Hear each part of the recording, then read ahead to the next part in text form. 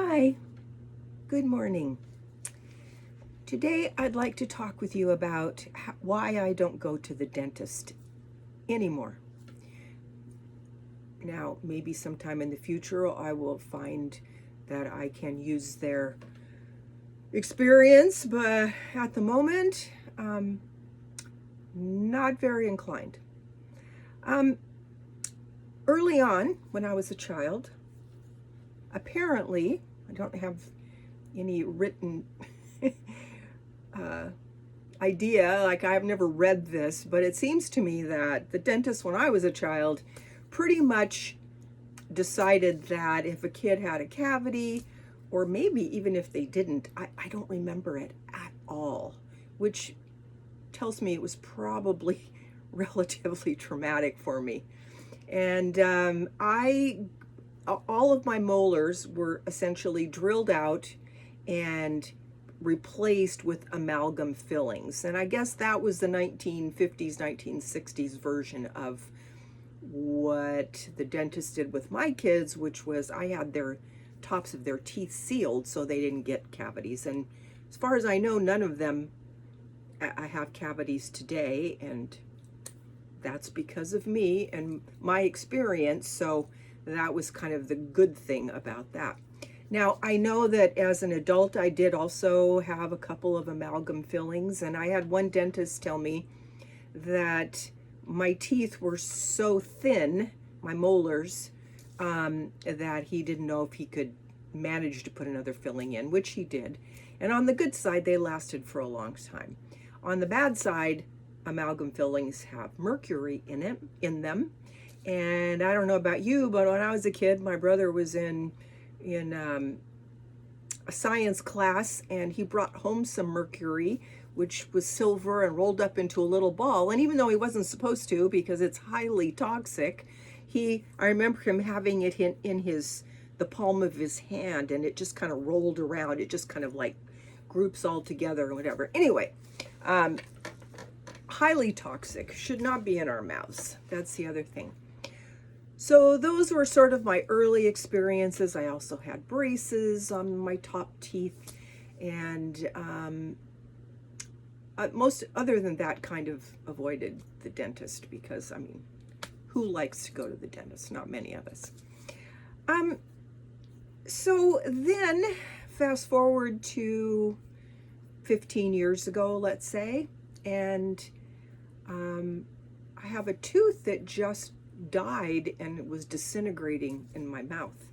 And I don't know to this day why that was, and I decided to go to a biological dentist. These are dentists that don't participate in the insurance plans, and I thought, well, they're going to have a more natural approach and maybe they'll be able to tell me something. Well, by that time, this tooth that actually ended up falling out, I don't think it had fallen out at that time. I will tell you about the next dentist in a minute.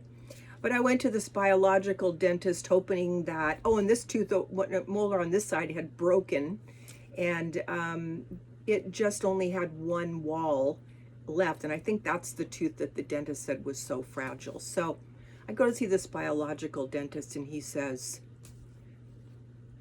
"You just got to pull it out. There's nothing we can do. Just got to pull it out." I'm like, well, excuse me, but I need to be able to chew. And he's like, I don't know. So this molar, what was left of it was jagged. And I said, well, could you, he didn't suggest this. I said, could you grind it down so that in order to make that surface less likely to break, and then I can still use the tooth for the time being. He's like, okay. So he did that, and I never went back to him because, I mean, I'm feeling like dentists are relatively useless at this point. So then, a few years later, my daughter and grandson and I moved to Ecuador, and I was excited about this because dental care and doctors, and even it's so much less expensive down there, and most of these doctors went to the United States for their training, so they're they're well trained, but it's just way cheaper. I had a friend who got braces down there as an adult, and it cost her $20 a month for a year and a half, and she's got beautiful teeth now, which she always wanted and couldn't afford here.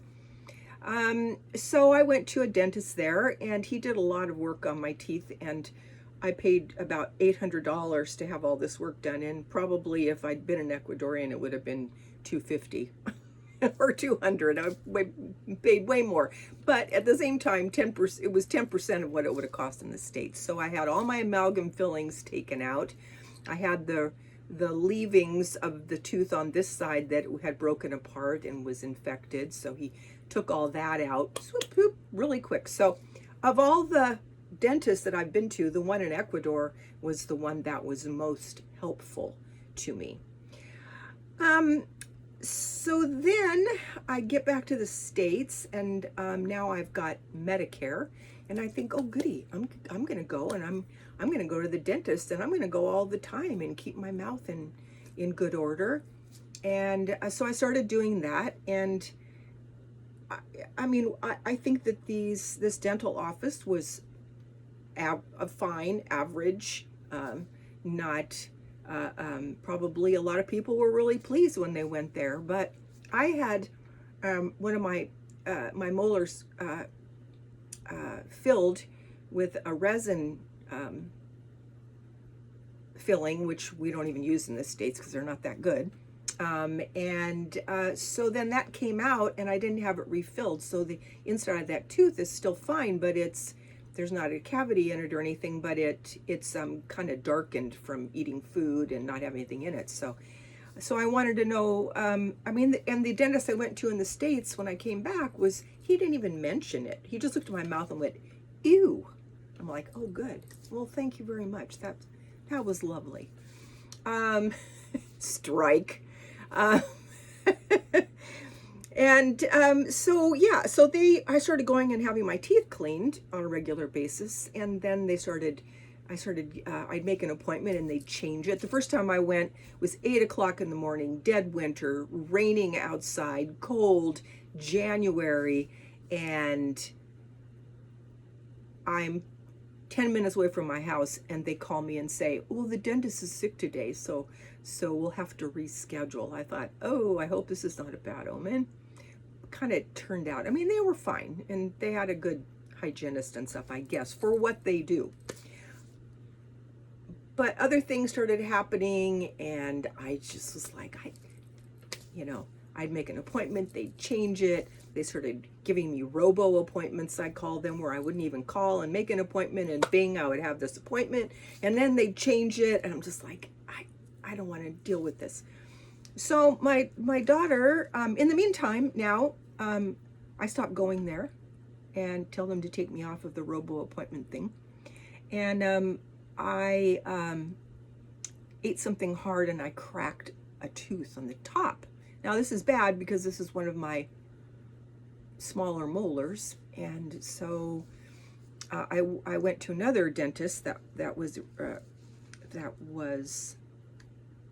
recommended to me by my daughter, and he was a very nice kid, just like the other dentist was a kid in my view. I'm 70, so these people are 35, 40. And the other thing is that going to the dentist has become more expensive than going to a doctor. So the only reason I was going was because I had insurance. And so I cracked this tooth, and I go to the doctor, this new dentist, because he's supposed to be really great. And he was a very nice dentist, very caring, very compassionate, really liked him. And now I've had pretty much every dentist also tell me, you just got to pull it out. And I'm like, I'm not pulling it out. I need my teeth. I don't want dentures in my mouth. I don't want, all those things. And they don't really have there's not really anything good that they can do for me. So I go see this dentist, and he says, there's nothing we can do. You just got to pull it out. And I'm like, useless.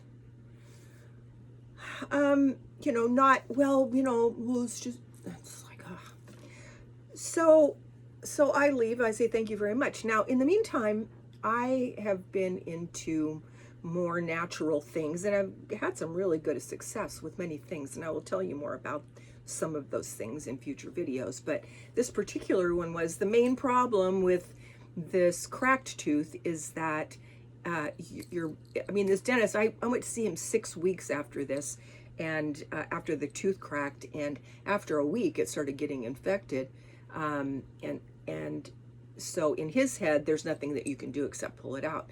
Although in my head I already was using natural antibiotics. There are herbs that are just as strong as the antibiotics that they want to give out like candy, which actually really harm our gut biome. And I've taken antibiotics in the past, and they've damaged my gut biome, I believe, and so haven't done that in years and don't want to start. So I do have a couple of natural antibiotic things that I take on a regular basis, every day, twice a day, and one is Echinacea Golden Seal, which I take 2 in the morning and 2 in the evening, and also oregano oil with Caravacrol in it. It has to be 70% or more, and these are high grade oregano oil capsules, and I take 2 of those every night,